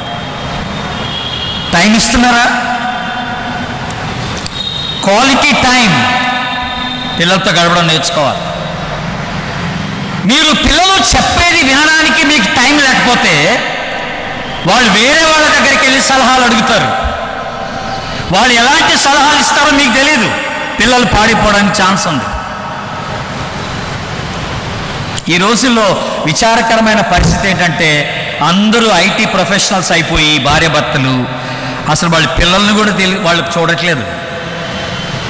పిల్లలకి తల్లిదండ్రులు ఎవరో తెలియదు. అసలు బేబీ సిట్టర్సే తెలుసు. ఎందుకంటే మార్నింగ్ తల్లిదండ్రులు ఇద్దరు లేచి డ్యూటీకి వెళ్ళే టైంకి పిల్లలు ఎగరు. వాళ్ళు డ్యూటీ నుండి వచ్చే టైంకి పిల్లలు పడుకొని ఉంటారు.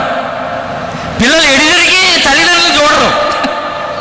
వాళ్ళు చూసేదల్లా ఎవరినంటే బేబీ సిట్టరే. వాళ్ళ పని అమ్మాయిని పెడతారు 10,000 ఇచ్చి. ఆ అమ్మాయి చూసుకుంటారు అన్నమాట పిల్లల్ని. ఇక ఆ అమ్మాయి ఎట్లా పెంచుతుందో, ఆ అమ్మాయి ఎలాంటి మాటలు మాట్లాడుతుందో, ఎలాంటి యాటిట్యూడ్ కనపరుస్తుందో, పిల్లలకి ఏం నేర్పిస్తుందో మనకెవరికి తెలియదు. పిల్లలు అలాగే ఎదుగుతారు. రేపు పిల్లలు పాడైపోతే డోంట్ బ్లేమ్, అది నీదే తప్పు. వాళ్ళకి నువ్వు టైం ఇవ్వలేదు. ఈ మధ్య ఈ లాక్డౌన్ పీరియడ్లో నేను ఒక మంచి జోక్ చూసా. నాకెవరో వాట్సాప్లో ఒక జోక్ పంపించారు. ఆ జోక్ ఏంటంటే ఇద్దరు బాయ్స్, అన్నదమ్ముళ్ళు, ఇద్దరు పిల్లోళ్ళు, చిన్న పిల్లలు, ఒకే కుటుంబానికి చెందిన వాళ్ళు. వాళ్ళ అమ్మ నాన్న అటు ఇటు తిరుగుతూ ఉంటే వాళ్ళిద్దరు, ఆ పిల్లలిద్దరు ఒకరితో ఒకరు మాట్లాడుకుంటారు. అరే వీళ్ళిద్దరు ఎవర్రా మన ఇంట్లో 3 రోజుల నుంచి ఉంటున్నారంటారు వాళ్ళ అమ్మ నాన్న చూసి. వాళ్ళిద్దరు ఒకరితో ఒకరు మాట్లాడుకుంటున్నారు అనమాట. వీళ్ళిద్దరు ఎవర్రా మన ఇంట్లో 3 రోజుల నుంచి తిరుగుతున్నారని. అంటే లాక్డౌన్ ఇచ్చారుగా, వాళ్ళు ఇంట్లో ఉండిపోయారు తల్లిదండ్రులు. వీళ్ళు ఎప్పుడు చూడలే, తల్లిదండ్రులు ఎప్పుడు చూడలేదు. పిల్లలకి టైం ఇవ్వడం వెరీ ఇంపార్టెంట్ అండి. నువ్వు ఎంత బిజీగా ఉన్నా పిల్లలతో కూర్చొని మాట్లాడటం అనేది చాలా అవసరమైన విషయం అని గుర్తించాలి. దేవుని బిడ్డలారా, పాడైపోతారు పిల్లలు లేకపోతే. Counselling is very important. 5వ point, spiritual biblical standards we need to put in the children or build biblical standards అంటున్నాం అన్నమాట. బైబిల్ పరమైన పరిమాణాలు, ఆ పరిమాణాలు వాళ్ళలో నిర్మించాలని మనం చూస్తున్నాం. ఎలాగా? ఇప్పుడు నేను జ్యూస్ గురించి చెప్పాను ఇంకొక మాట, యూదుల గురించి. యూదుల్లో రబ్బీస్ అంటారు. రబ్బీ అంటే బోధకులు. వాళ్ళు ఏమని చెప్తారంట పిల్లలకి, it is not success but it is values that are more important అని. విజయం కాదబ్బాయ్, విలువలు చాలా ప్రాముఖ్యమైనవని నేర్పిస్తారట వాళ్ళు. ఏంటి విలువలు? కొన్ని ఆధ్యాత్మికమైనటువంటి విలువలు కొన్ని ఉన్నాయి మనం నేర్పాల్సిన విలువలు మన పిల్లలకి. అబద్ధం ఆడకూడదు, తప్పు చేస్తే దాచిపెట్టొద్దు, లంచం తీసుకోవద్దు, లంచం ఇవ్వద్దు, క్షమించడం నేర్చుకోవాలా, శత్రువును కూడా ప్రేమించడం నేర్చుకోవాలా, దేవునితో సంబంధం కలిగి ఉండాలా, థ్యాంక్ యూ చెప్పడం నేర్చుకోవాలా, సారీ చెప్పడం నేర్చుకోవాలా, నమ్మకంగా ఉండటం నేర్చుకోవాలా, దేవుడు ఎక్కడ పెడితే అక్కడ. ఇవన్నీ కొన్ని విలువలు అన్నమాట, బైబిల్ పరమైనటువంటి విలువలు కొన్ని. మన పిల్లలు ఎక్కడున్నా ఈ విలువల్ని పాటించే పిల్లలుగా ఉండటానికి మనం ఇష్టపడాలి. మీరు మీ కుమారుణ్ణి, మీ కుమార్తెను చూసి ఖచ్చితంగా వీళ్ళు అబద్ధం ఆడరని చెప్పగలవా? నాతో ఎప్పుడు అబద్ధం చెప్పరని చెప్పగలవా? That's very important. Me parents, ఇప్పుడు యంగ్ పీపుల్ని అడుగుతున్నా నేను, మీ పేరెంట్స్ ఏదైనా క్వశ్చన్ చేసినప్పుడు ఏమీ దాచిపెట్టకుండా చెప్పగలరా? ఫ్యాక్ట్స్. పెద్ద పరీక్ష అంటే చెప్పనా? ఇప్పుడు ఉన్న పలానా మీరున్న సీట్లోంచి లేచి యంగ్ పీపుల్ మీ మొబైల్స్ తీసుకెళ్ళి అన్లాక్ చేసి మీ పేరెంట్స్కి ఇవ్వండి చూద్దాం. మీ మొబైల్స్ని అన్లాక్ చేసి మీ పేరెంట్స్కి ఇవ్వండి చూద్దాం. దాపరికం ఏం లేదు ఇక్కడ, ఇవ్వగలగా. అలాంటి కొన్ని విలువలు మనం నేర్పాలి, కొన్ని నేర్పాలి. డబ్బుని ఎలాగ హ్యాండిల్ చేయాలి, దేవునికి ఇవ్వడంలో మనం ఎంత ఖచ్చితంగా ఉండాలి, అవి నేర్పాలి. దేవునికి ఇస్తే ఎప్పుడు నష్టపోవన్న సంగతి నేర్పాలి. మా చిన్నమ్మాయి డెంటిస్ట్, ఆమెకి ఫస్ట్ జీతం వచ్చినప్పుడు ఆమె మహబూబ్నగర్లో చదువుకుంది. మహబూబ్నగర్ డెంటల్ కాలేజీలో చదువుకుంది ఆమె. మేము బెంగళూరులో ఉన్నాం అప్పుడు. ఆమె ఉద్యోగం చేస్తున్నప్పుడు ఫస్ట్ శాలరీ 35,000 వచ్చింది. వాళ్ళ మమ్మీకి ఫోన్ చేసి, మహబూబ్నగర్లో నేను అటెండ్ అయిన ఒక చర్చ్ పాస్టర్ గారికి ఇచ్చేస్తున్నాను ఇది అంది. ఈ 35,000 ఆయన చర్చ్ కట్టిస్తున్నారు కనుక అక్కడ ఇచ్చేస్తున్నాను మమ్మీ అని చెప్పి ఇచ్చేసింది. అక్కడ ఇచ్చేసిన తర్వాత వాళ్ళ మమ్మీ కాల్ చేసి చెప్పింది. వాళ్ళ మమ్మీ నాకు చెప్పింది, మంచి పని చేసిందిలే అన్నాను. మంచి పని చేసిందిలే అన్నాను. అంతకని ఏం కావాలా? దేవుని పనికి ఇవ్వడం నేర్చుకుంటే మంచిది కదా పిల్లలు. అది వాళ్ళకి ఆశీర్వాదం, అది వాళ్ళకి ఆశీర్వాదం. జనరల్గా మన పిల్లలకి గివింగ్ నేర్పం. మనం ఎలా నేర్పిస్తామంటే మన ఇండియన్ సెటప్ ఎలాగ ఉంటుంది. ఆదివారం గుడికి వస్తాం, మన చిన్నపిల్లోడికి 10 రూపాయలు కానికేరా అని వాడి చేతిలో పెట్టి మనం 100 రూపాయలు కానికేస్తాం కదండి. కొన్ని సంవత్సరాల క్రితం, చాలా సంవత్సరాల క్రితం మాస్టర్ మణి గారు ఈ మాట చెప్పాడు, నాకు ఇంకా గుర్తుంది. మాస్టర్ మణి గారు చెప్పారు ఈ మాట. ఆయన ఏమన్నారంటే, మీ పిల్లోడికి 10 రూపాయలు ఇచ్చి నువ్వు 100 రూపాయలు కానికేస్తున్నావు చర్చిలో, అలా కాకుండా వాడికే 100 రూపాయలు నోటు ఇచ్చి నువ్వు 10 రూపాయలు ఏమంటాడు? ఎడిదిరిగి దేవునికి ఇచ్చేది 110గా. వాడి చేతిలో 100 రూపాయలు పెట్టి నువ్వు 10 రూపాయలు ఏమంటాడు?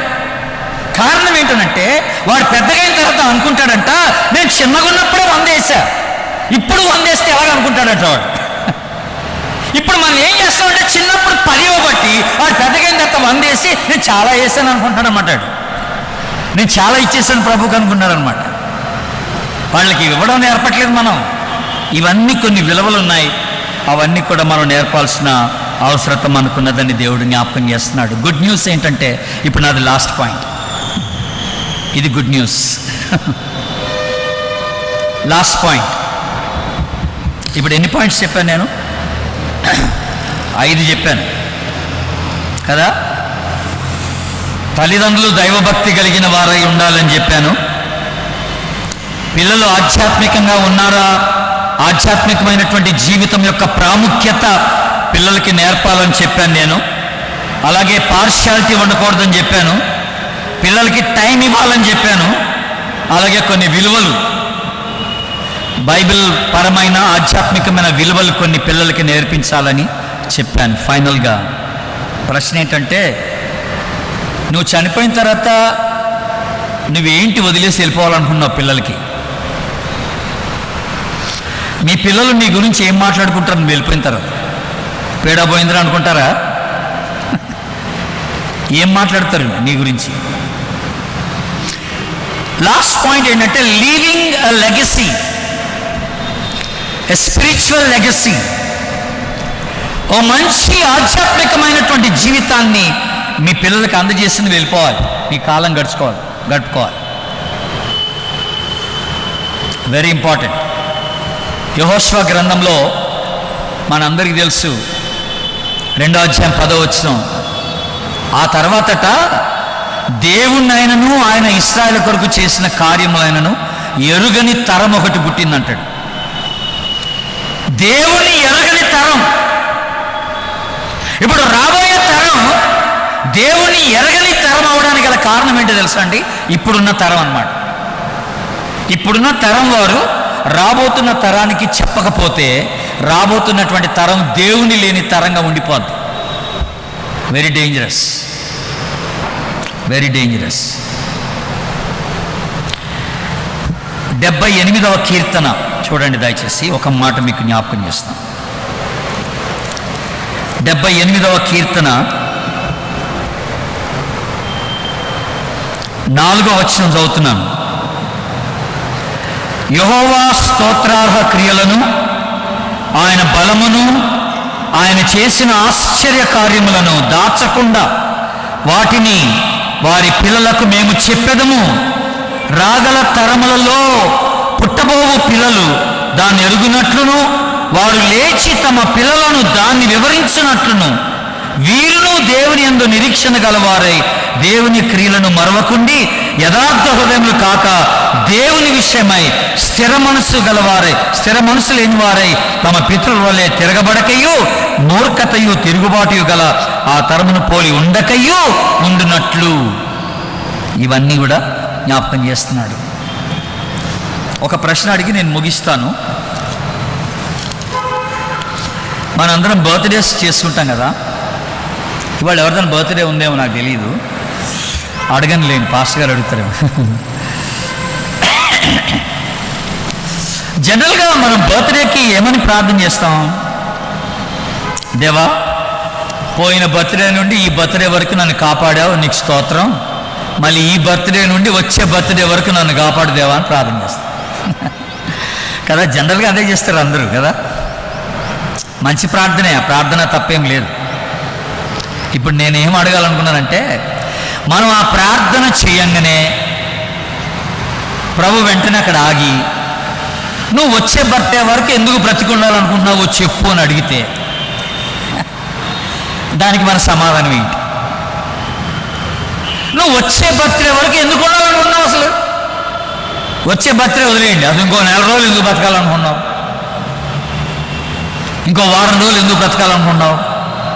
ఏంటి నీ ఆశ? ఎందుకు నీ కోరిక ఏంటి అసలు? Why do you want to live another week or another month or another year? ఏమైనా ఉందా ఆన్సర్ మన దగ్గర? లీవింగ్ ఎ లెగసీ అన్నాను. ఓ మంచి పేరు, ఓ మంచి జీవితాన్ని వెనక వదిలేసి వెళ్ళిపోవడం అన్నమాట. తరతరాలు దాని గురించి మాట్లాడుకోవాలి. మన గురించి లాస్ట్ రెఫరెన్స్ 71వ కీర్తన తీయండి. సామ్స్ 71, 71వ కీర్తన 18వ వచనం. దేవా, వచ్చు తరమునకు నీ బాహుబలమును గూర్చియు పుట్టబో వారందరికీ నీ శౌర్యమును గూర్చియు నేను తెలియచెప్పునట్లు తల నెరసి వృద్ధుడనై ఉండు వరకు నన్ను విడువకము. What a wonderful prayer this is. ఏంటో తెలుసా దీని అర్థం? నేను రాబో తరానికి నీ గురించి చెప్పడానికి కొరకు నేను వృద్ధాప్యం వరకు నన్ను కాపాడమంటున్నాడు అన్నమాట.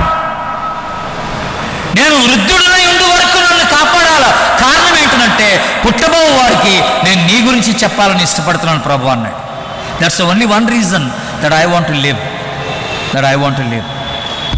కుటుంబాలుగా దేవుడు ఏమన్నాడు? మీరు ఫలించి అభివృద్ధి చెంది భూమిని నిండించి అని అన్నాడు కదా. భూమిని నిండించమన్నాడు అంటే అర్థం ఏంటి తెలుసా? ఎవరి చేత? దైవ సంబంధమైన వారసత్వం చేత. మన పిల్లలు దేవునిలోనికి నడిపించి ఇలాంటి పిల్లల్ని మన భూమి మీదకి వదిలేయాలి. అప్పుడు వాళ్ళు ఎక్కడుంటే అక్కడ ప్రభు కోసం మహిమకరంగా, అనేకులకి ఆశీర్వాదకరంగా మన పిల్లలు జీవించడానికి అవకాశం ఉంటుందని, దేవుని రాజ్యాన్ని ఆ రీతిగా మనం కట్టడానికి అవకాశం ఉంటుందని దేవుడు మనకి జ్ఞాపకం చేస్తున్నాడు. అట్టి కృప దేవుడు ఆశించిన రీతిలో మన కుటుంబాలని బలపరుచుకుంటూ ఆయనకి ఇష్టమైనటువంటి కుటుంబాలుగా మన కుటుంబాలు సాగునట్లుగా పరిశుద్ధాత్మ దేవుడు మనందరికీ సహాయపడును గాక. ఆమేన్.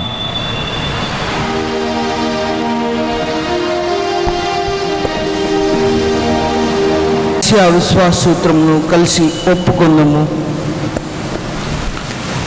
పరలోక భూలోకములను దృశ్యాదృశ్యములన్నింటినీ సృష్టికర్తయగు సర్వశక్తి గల తండ్రి అయిన ఒకడే దేవుని నమ్ముచున్నాను. దేవుని అద్వితీయ కుమారుడు ఒకడే ప్రభు అయిన యేసుక్రీస్తు నమ్ముచున్నాను. ఆయన అన్ని లోకముల కన్నా ముందు తన తండ్రి నుండి జన్మించిన వాడును, దేవుని నుండి దేవును, వెలుగు నుండి వెలుగును, నిజమైన దేవుని నుండి నిజమైన దేవును, సూచింపబడక జన్మించిన వాడును, తండ్రితో ఏకత్వం గలవాడనై ఉన్నాడు. సమస్తము ఆయన మూలముగా కలిగను. ఆయన మనుషులమైన మన కొరకును మన రక్షణ కొరకును పరలోకం నుండి దిగివచ్చి పరిశుద్ధాత్మ వలన కన్యకు మరియందు శరీరధారి ఉంచుతాను. ఆయన మన కొరకు పొంతిపిలాతు కాలం ముందు సిలువ వేయబడి ఆయన బాధపడి పాతి పెట్టబడి లేఖనముల ప్రకారం 3వ దినమున తిరిగి లేచి పరలోకమునికి ఎక్కి తండ్రి కుడి చేతి వైపున కూర్చుని ఉన్నాడు. ఆయన సజీవులకు మృతులకు తిరిగివచ్చు. ఆయన రాజ్యం పొందడం లేదు. పరిశుద్ధాత్మ నమ్ముచున్నాను. ఆయన ప్రభువును జీవించువాడును, తండ్రి నుండి కుమారుని నుండి బయలుదేరువాడును, తండ్రితోను కుమారునితో కూడా ఆరాధింపబడి పొందువాడును, ప్రవక్తల ద్వారా పొందిన వాడునై ఉన్నాడు. మరియు సార్వత్రికమును అపోస్తలులకు పైన ఒకటే పరిశుద్ధ సంఘమును నమ్ముచున్నాను. పాప విమోచన కొరకైన ఒకటే బాప్తిసం ఒప్పుకొనుచున్నాను. మృతుల పునరుత్థానం కొరకును రాబోయే యుగం జీవం కొరకును ఎదుర్కొంటున్నాను. ఆమేన్. దయచేసి కూర్చున్నాను. క్రిస్మస్ పండుగ దినమున 2 ఆరాధనలు వచ్చినటువంటి కానుకలు, అలాగే క్రిస్మస్ క్యారల్స్లో వచ్చినటువంటి కానుకల యొక్క వివరాలు చదవబడుతున్నాయండి.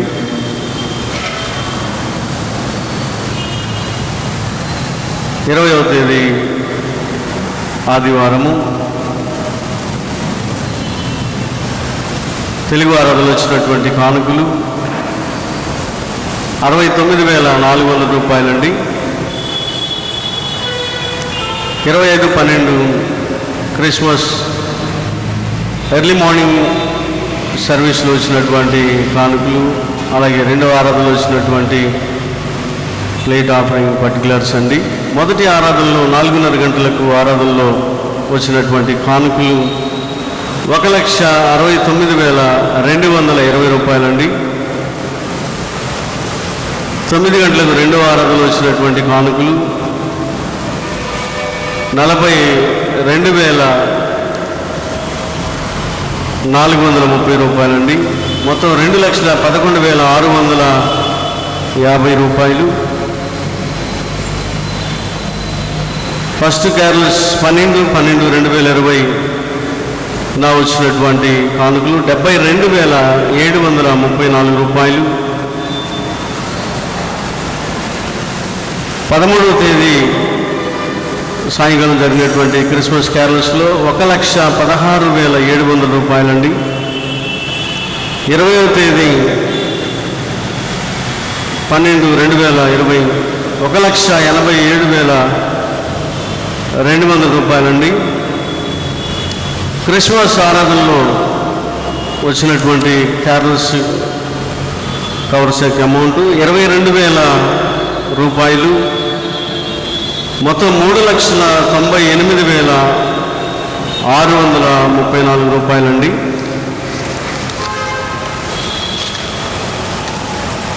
20వ తేదీ సండే ఆలయంలో వచ్చినటువంటి ఆలయ నిర్మాణం కొరకు వచ్చినటువంటి కానుకల యొక్క వివరాలు చదవబడుతున్నామండి. పైడిముక్కల ఉషాపాల్ గారు పోరంకి 2,000 రూపాయలు. కొడాలి సుధాకర్ రావు గారు 700 రూపాయలు. కందెల వరప్రసాదరావు గారు 3,000 రూపాయలు. టి హాని సుశీల గారు 200 రూపాయలు. ఎం జిన్ను గారు 1000 రూపాయలు. ఐల మోషే గారు 6,000 రూపాయలు. మాతంగి అలెక్స్ కృపాల్ రతన్ హెన్రీ గారు 2,000 రూపాయలు. ఇందుపల్లి విజయకుమారి గారు 5,000 రూపాయలు. డి సత్యరాజా గారు 1,400 రూపాయలు. మెండు సుబ్రహ్మణ్యం గారు మరియు వారి కుటుంబము 2,500 రూపాయలు. మొత్తం 23,800 రూపాయలండి.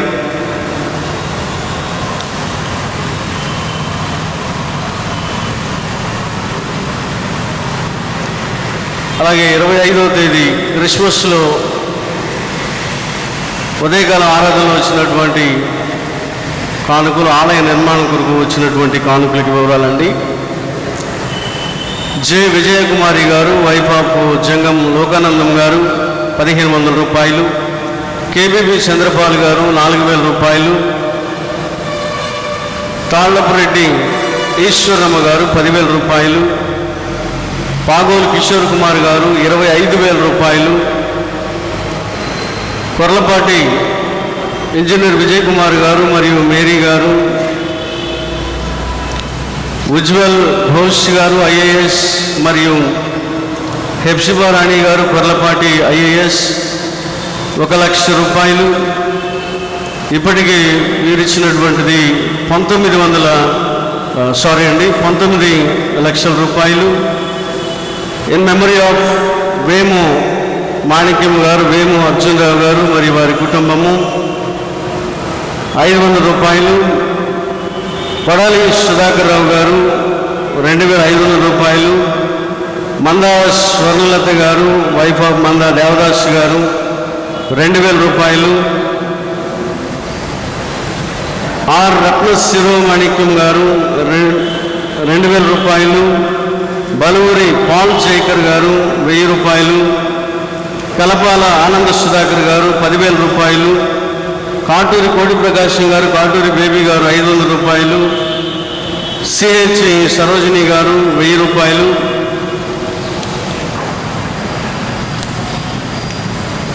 పేరు తెలియబడినటువంటి కవరు 12,110 రూపాయలు. టి హారిక గారు, డాక్టర్ ఆఫ్ ఆనీప్ సుశీల గారు 500 రూపాయలు. పి శాంతకుమారి గారు మరియు వారి కుటుంబము 3,000 రూపాయలు. In memory of doctor K Suryakumari గారు, డాక్టర్ ఆఫ్ విజయ్ కుమార్ గారు మరియు మేరీ గారు 5,000 రూపాయలు. ధనుష్ గారు 500 రూపాయలు.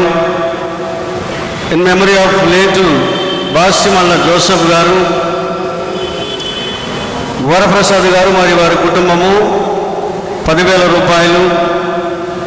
డాక్టర్ కలపాల అభిలాష్ గారు మరియు వారి కుటుంబము, సనాఫ్ కే ఆనంద సుధాకర్ గారు 10,000 రూపాయలు. ఉప్పులూరి శ్రీనివాస్ గారు మరియు రాహేల్ గారు 1,011 రూపాయలు. In memory of late Reverend Manye John Samuel Sadhu గారు మరియు సువర్ణబాయి గారు, వారి కుమారులు మన్నే ఏలియా గారు 5,000 రూపాయలు. వీరు 29/11/2020 ఆదివారం కూడా 3,000 రూపాయలు ఇచ్చారండి. మొత్తం 2,07,121 రూపాయలు అండి. ఆలయ నిర్మాణం కొరకు డాక్టర్ ఇందుపల్లి కిరణ్ గారు మరియు డాక్టర్ దీనా గారు, మొగలరాజపురం, విజయవాడ 1,00,000 రూపాయలు ఇచ్చారండి. డాక్టర్ ఇందుపల్లి కిరణ్ గారు మరియు డాక్టర్ దీనా గారు ఆలయ నిర్మాణం కొరకు 1,00,000 రూపాయలు ఇచ్చారండి. అందరూ కూడా తల వచ్చినట్లయితే ప్రార్థన చేసుకున్నాం.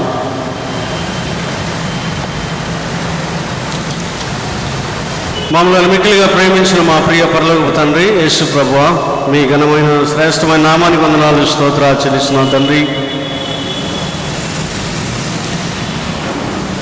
గతించినటువంటి కాలమంతా కూడా మీరు రెక్కల చాటున మమ్మల్ని భద్రపరిచి, కాపాడి, సంరక్షించి, పోషించి మా జీవితంలో ప్రభువా ఈ 2020వ సంవత్సరానికి చివరి ఆదివారమున మీ పరిశుద్ధ మందిరములో చేరి ప్రభు ఆరాధించటకు మీరు ఇచ్చినటువంటి భాగ్యము కొరకు ఈ స్తోత్రాలు తండ్రి. ఈ ఆరాధనలో భాగంగా, క్యారల్స్లో భాగంగా తండ్రి, మీ ప్రియబిడ్డలు తీసుకొచ్చినటువంటి కానుకలు, అనేకులు మా తండ్రి సంఘములో ఉన్నటువంటి ఉద్యోగస్తులు ప్రభు, వివిధ రకాలైనటువంటి డిపార్ట్మెంట్లో పనిచేసినటువంటి బిడ్డలు, అగ్రికల్చర్ కానివ్వండి ప్రభా, bank, doctors, teachers, civil supplies, police department, న్యాయ వ్యవస్థ వారు అనేక రకాలుగా తండ్రి మీ బిడ్డలు వారు కలిగిన దానిలో వారు పొందుకున్నటువంటి ఉద్యోగముల నుంచి, చేతి వృత్తుల్లో నుంచి, వ్యాపారాల్లో నుంచి ప్రభా నీ బిడ్డలు ఇచ్చినటువంటి కానుకలను దయతో దృష్టించండి నాయన. మీ ఆలయంలోని ప్రవేశించి ప్రభువా మీరు చేసినటువంటి మేళ్లను పురస్కరించుకొని బిడ్డల తండ్రి క్యారల్స్ రూపంలో ఆలయ నిర్మాణం కొరకును తండ్రి ప్రభు ప్రత్యేక కానుకలను సమర్పించినటువంటి నీ బిడ్డలను బట్టి స్తోత్రాలు.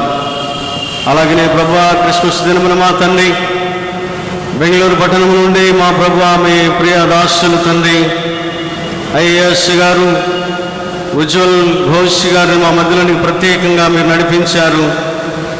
అలాగే హెప్సిబా రాణి గారు, కొర్లపాటి ఐఏఎస్ గారు, వారి కుటుంబంగా ప్రభువా ఇక్కడ కుటుంబంతో కలిసి తండ్రి నీ బిడ్డలు కూడా ప్రత్యేక రీతిలో ఆలయ నిర్మాణం కొరకు నా తండ్రి 1 లక్ష రూపాయల విరాళం ఇచ్చున్నారు. వారిని ప్రత్యేక రీతిలో మీరు దీవించండి, ఆశీర్వదించండి. నాయన రాష్ట్రం నీ దాసుడు ప్రభువా మా ఆలయం దర్శించి నీ దీవెన కొరకు వచ్చి ఉండగా ప్రభువా వారి అడ్మినిస్ట్రేషన్లో కుటుంబంలో మీ ప్రసన్నత మీ సన్నిధి వారికి తోడుగా ఉంచి నడిపించి మహిమ తెచ్చుకోమని ప్రార్థిస్తున్నాం తండ్రి. అనేక మందిగా చేయగలుగుటకు శక్తిని సామర్థ్యంలో దయచేసి మహిమ తెచ్చుకొని ప్రార్థన చేస్తున్నాం. అలాగనే ప్రభా ఉద్యోగస్తులందరిపై మీ హస్తం నుంచి దీవించి ఆశీర్వదించి మేము ఎండైనటువంటి దీవెనతో ముందు కొనసాగలిగే కృపను దయచేయమని ప్రార్థన చేస్తున్నాం తండ్రి.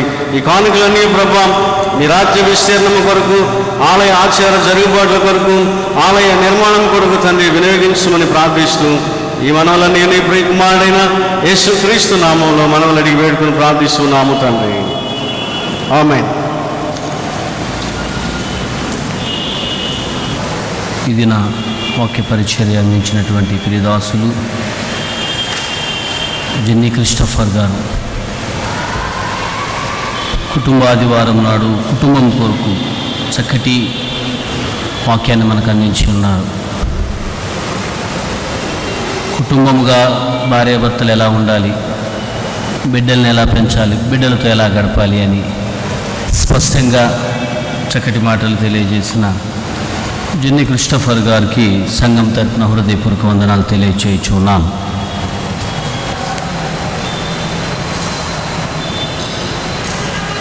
ఇందుపల్లి వనజాక్షి గారు,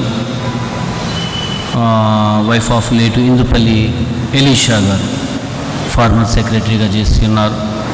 వారి యొక్క భార్య ఇందుపల్లి వనజాక్షి గారు 26వ తారీఖు అంటే నిన్నటి దినమున ప్రభు నందు నిద్రించి ఉన్నారు. అంటే నాగేశ్వరరావు గారు, ఇందుపల్లి నాగేశ్వరరావు గారి యొక్క తల్లి. ఆ కుటుంబ ఆదరణ కొరకు సంఘమంతా ప్రార్థన చేయవలసినదిగా తెలియచేయచ్చు ఉన్నాను. సాయంత్రం 7 గంటలకు ఇంగ్లీష్ సర్వీస్ ఉన్నదండి. ఆరాధనలో పాల్గొని దేవుని మహిమపరచవలసినదిగా తెలియచేయచ్చు ఉన్నాను. ఆరాధన అనంతరం దయచేసి ఇంకా మెంబర్షిప్ కట్టాల్సిన వారు ఎవరన్నా ఉన్నట్లయితే మీ యొక్క మెంబర్షిప్ త్వరగా చెల్లించాలని తెలియచేయుచున్నాను. సిలోఐ గారు మీ మెంబర్షిప్లు కట్టించుకుంటారు ఈరోజు, ఎందుకంటే అకౌంటెంట్ గారు రాలేదు కాబట్టి సిలోఐ గారు బయట కూర్చుంటారండి. దయచేసి మీ యొక్క మెంబర్షిప్ మీరు కట్టవలసిన వారు త్వరగా మీ యొక్క మెంబర్షిప్లు కట్టండి. రిసిప్ట్ వెంటనే ఇవ్వాలి అంటే కొంచెం అయ్యగారు కాబట్టి కష్టమవుతుంది. రేపు ఉదయాన్నే మీరు తీసుకోవచ్చు, సత్యనారాయణ దగ్గర మీ రిసిప్ట్స్ తీసుకోవచ్చు అన్నది నేను మీకు తెలియచేయచ్చు ఉన్నాను.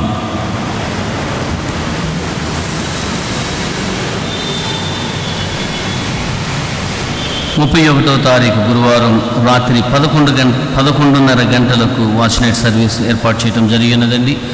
సమయం గుర్తించండి. 31వ తారీఖు గురువారం రాత్రి 11:30 గంటలకు ఆరాధన ప్రారంభించబడుచు ఉన్నది.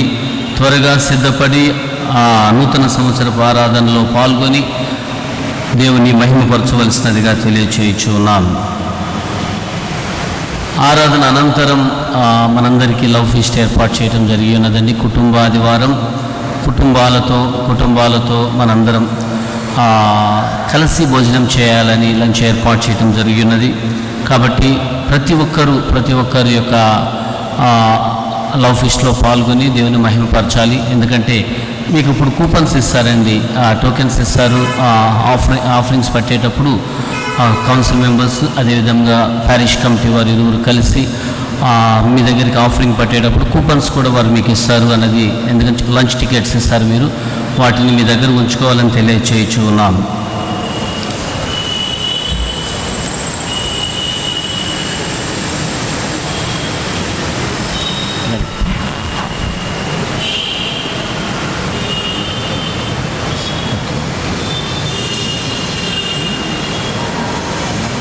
కాపరస్సులు శ్రీ కొండ్రు యేసుదాసు గారి కుమారుడు బ్రహ్మచారి కొండ్రు సునీల్ కుమార్ యొక్కయు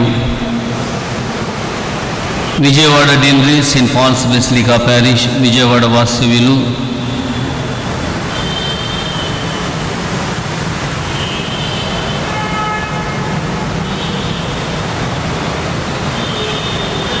పల్లె అబ్రహాం గారి కుమార్తె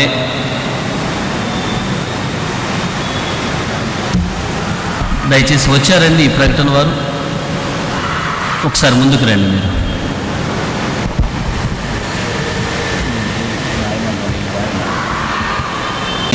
మొదటి ప్రకటన. తన కృపా కాపుదలతో ఆ బిడ్డకు సిఎంసి వెల్లూరు కాలేజీలో సీట్ రావడానికి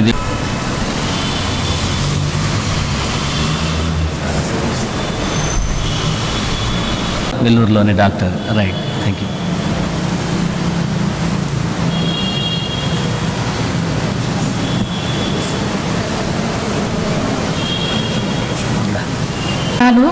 నా పేరు రోస్వినేట్ నిటల. మరి ఈ సంవత్సరం 2020లో నాకు దేవుడు చేసి promise first Samuel chapter 1 17th verse, 1 సమూయేలు చాప్టర్ 1 17th verse, ఇజ్రాయేలు దేవునితో నీవు చేసుకున్న మనవి నీకు దయచేయునుగాక.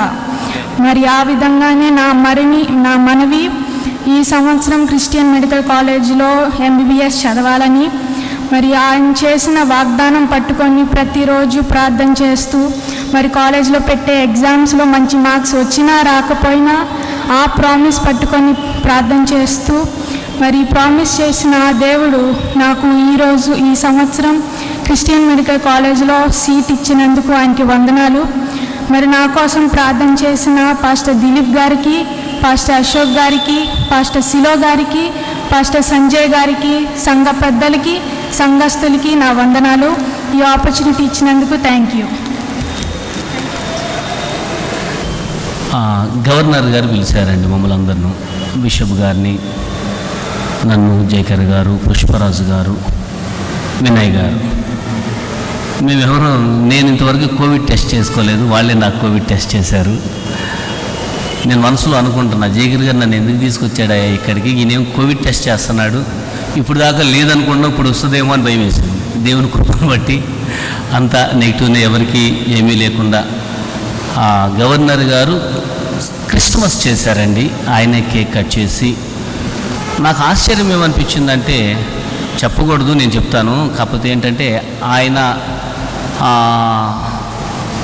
హిందుత్వవాది, వాస్తవంగా చెప్పాలంటే RSS. అటువంటి ఆయన యేసు ప్రభు గురించి అద్భుతంగా మాట్లాడిన 3 మాటలు, అంటే ఒక 5-6 నిమిషాలు మాట్లాడారండి. చాలా అద్భుతంగా తెలియజేశాడు ఆయన. ఒక మంచి ప్రసంగాన్ని ఆయన చెప్పాడు, నాకు చాలా సంతోషం అనిపించింది అది. ఆ రోజు పుష్పరాజు గారు వాక్యం చదివారు, మన తండ్రి గారు ప్రార్థన దీవెనతో అక్కడ కార్యక్రమం ముగించడం జరిగినది.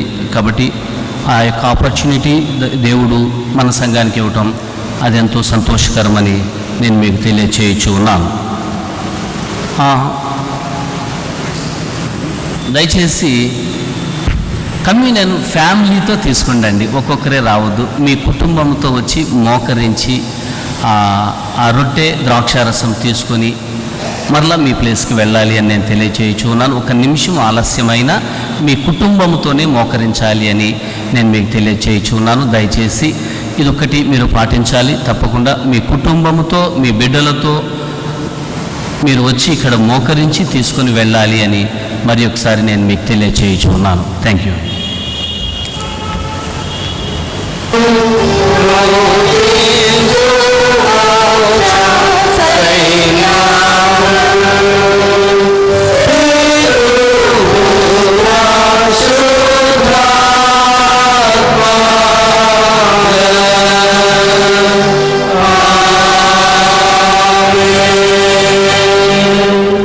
పరిశుద్ధుడు అయిన తండ్రి, నీ ప్రియకుమారుని రక్తం ద్వారా నీ కృపా సింహాసనమునకు ఒక నూతన సజీవ మార్గమును మా కొరకు ప్రతిష్ఠించి ఉన్నావు కదా. మేము అయోగ్యులమైనను ఆ నీ కుమారుని ద్వారా నీ యొద్దకు వచ్చుచున్నాము.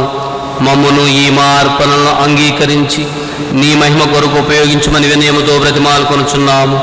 భూమి ఆకాశములందుండు సమస్తము నీవి, నీ దానిలో నుండి మేము నీకు ఇచ్చుచున్నాము. ఆమేన్. విజ్ఞాపన ప్రార్థన చేయదము. ప్రతి విజ్ఞాపన వెనుక సంగమంతయు ప్రభువా కనికరించుము అని చెప్పవలేను. ప్రతి విజ్ఞాపన వెనుక సంగమంతయు ప్రభువా కనికరించుము అని చెప్పవలేను. మన ఆత్మల రక్షణ కొరకును ప్రభువుని ప్రార్థించుదాము. ప్రభువా కనికరించుము. లోకమంతటి సమాధానం కొరకును, దేవుని యొక్క పరిశుద్ధ సంఘము లక్ష్యం కొరకు, వాటి ఐక్యత కొరకును ప్రభుని ప్రార్థించుదాము. ప్రభువా కనికరించుము. మన అధ్యక్షులందరి కొరకును, ఇతర సంఘ సాయకులందరి కొరకును, ముఖ్యంగా most Reverend Doctor Dharmaraju Rasalam అని మన moderator, the Right Reverend Doctor Tantepudi George కొనేలేషన్, మన మండల అధ్యక్షులు ఉత్తమ హృదయంతో నిర్మల మనసాక్షితోను తప్పని ప్రభుని ప్రార్థించుదాము. ప్రభువా కనికరించుము. మన దేశ పరిపాలకుల కొరకును, అధికారంలో ఉన్న వారందరి కొరకును ప్రభుని ప్రార్థించుదాము. ప్రభువా కనికరించుము. రోగుల కొరకును, బాధపడుచున్న వారి కొరకును, దుఃఖించిన వారి కొరకును, మరణించిన వారి కొరకును ప్రభుని ప్రార్థించుదాము. ప్రభువా కనికరించుము. పేదల కొరకును, ఆకలి బాధలు గల వారి కొరకును, తల్లిదండ్రులు లేని వారి కొరకును, వితంతువుల కొరకును, శ్రమలు అనుభవించిన వారి కొరకును ప్రభుని ప్రార్థించుదాము. ప్రభువా కనికరించుము.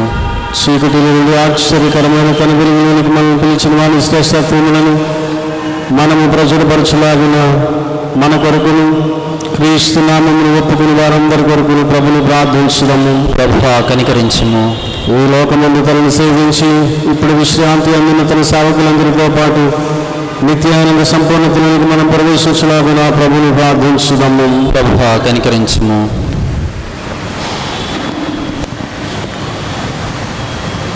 ప్రార్థించుదము. ఆత్మచేత ఏలి శుద్ధి చేయుచున్నావు కదా, నీ పరిశుద్ధ సంఘంలోని నానా స్థితుల్లో నుండి మనుషుల కొరకు మేము నీ ఎదుట చేయు మా విన్నపములను, ప్రార్థనను అంగీకరించుము. అందలి ప్రతి అవయవము దాని ఉద్యోగములోను, సేవలోను యథార్థముగాను, భక్తిగాను నిన్ను సేవించున్నట్లు మా ప్రభును రక్షకుడైన యేసుక్రీస్తు ద్వారా అనుగ్రహించుము. ప్రభు మీకు తోడయుండునుగాక. నీ ఆత్మకు తోడైనగాక. ప్రభువా మమ్మను కనికరించుము. క్రీస్తు మమ్మల్ని కనికరించు. పరలోకమందు మా తండ్రి, నీ నామం పరిశుద్ధపరచబడునుగాక. మీ రాజ్యం వచ్చునుగాక. మీ చిత్తం పరలోకమందు నెరవేరునట్లు భూమి యందు నెరవేరునుగాక. అందిన ఆహారం నేడు మాకు దయచేయుము. మా ఎడల అపరాధం చేసిన వారిని మేము క్షమించిన ప్రకారం మా అపరాధములను క్షమించు. మమ్మల్ని శోధనలోనికి తేకాదు నుంచి తప్పించుము.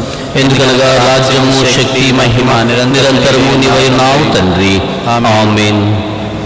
మన ప్రభువైన యేసుక్రీస్తు కృపా తండ్రి అయిన దేవుని ప్రేమ, పరిశుద్ధాత్మ సహవాసం సదాకాలము మనకు తోడయుండునుగాక.